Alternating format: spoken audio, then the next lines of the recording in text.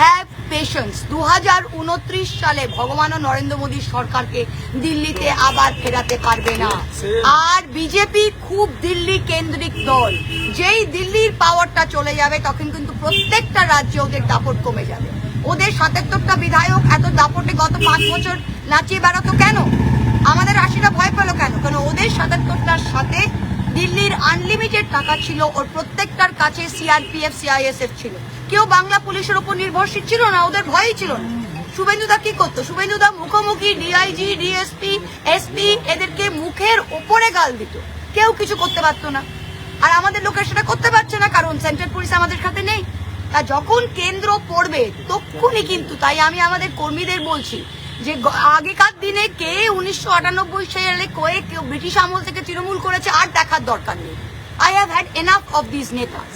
যে যাবে যাক, এই এখন বাংলার ইতিহাস এবং তৃণমূল কংগ্রেসের ইতিহাস আজকের দিন থেকে লেখা হবে। যারা আজকের দিনে লড়াই করতে পারছে, আর তৃণমূল কংগ্রেসের কর্মীরা বলছে আমরা দিদির সৈনিক। যদি দিদির সৈনিক হয় তাহলে 10টা কেস খেতে হবে। 1 মাস জেলে গেলে কেউ মরে যায় না ভাই। আমাদের অনেক লোক জেলে গেছে, বেল পেয়ে 3 সপ্তাহ পর বেরিয়ে এসছে। কি আছে? স্বাধীনতা সংগ্রামে লোকে বলতো যদি জেলেই না গেলাম তো আর সংগ্রাম কি করলাম। তো আমি প্রত্যেকটা কর্মীকে বলছি যে আমরা দিদির সাথে আছে কিন্তু ঘর থেকে বেরোচ্ছি না। ভাই দিদির সাথে আছেন তো ঘর থেকে না বেরোতে হবে না? আমরা তো দিদির সাথে আছি, আমি তো ঘর থেকে বেরোচ্ছি।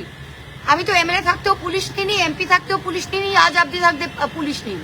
কি করবে? কি করবে এটা কি?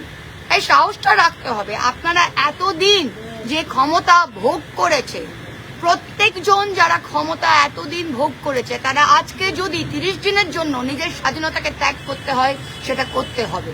প্রত্যেকটা কর্মীর পরিবার যদি তৃণমূলের পরিবারের সাথে যুক্ত এবং সে লক্ষ্মীর ভান্ডার পেয়েছে, স্বাস্থ্য সাথী পেয়েছে, সবকিছু মমতা ব্যানার্জির দৌলতে পেয়েছে, তা আজকের দিনে সে যেন তার তৃণমূল কর্মীর পাশে দাঁড়ায় আর বলে যে হ্যাঁ বাবা তুই লড়াই কর, তোকে যদি জেলে যেতে হয় আমরা তোর পাশে আছি।